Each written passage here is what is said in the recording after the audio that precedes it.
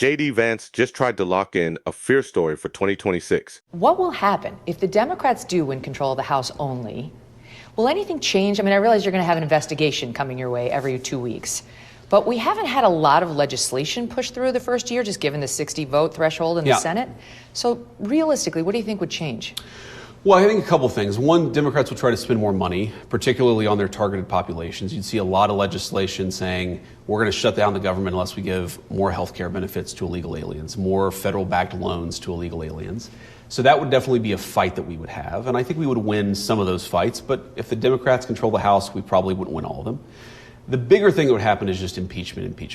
Like if you go back to 95. Okay, so Republicans win.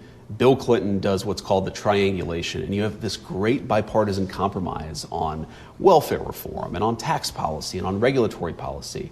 Anybody hoping that Democrats win and you see a lot of bipartisan legislation, you need to stop taking the drugs, because that's not going to happen. Democrats are not interested. They have said they're not interested in doing any big bipartisan legislation for the American people. What are they interested in?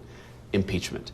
They are interested in getting Trump and getting the people in his administration, and that's what we would have. For 2 years, we would have a government, we would have a Department of Justice, we would have a White House, where we'd still be able to get a lot done, but fundamentally, there's a lot that wouldn't happen because we'd be so focused on sham impeachment trials, where the Democrats, by the way, would know they weren't going anywhere, but that's all they have.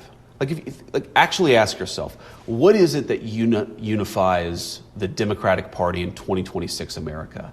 You know, you might say it's men and women's sports, and okay, nobody really cares about that, or if they do care about it, they hate it like we do. Okay, you can't run a national party on men and women's sports. Raising taxes on hardworking Americans. A lot of Democrats believe that.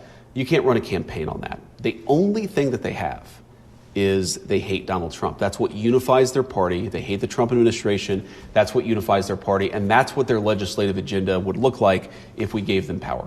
Okay, here's what he's actually doing.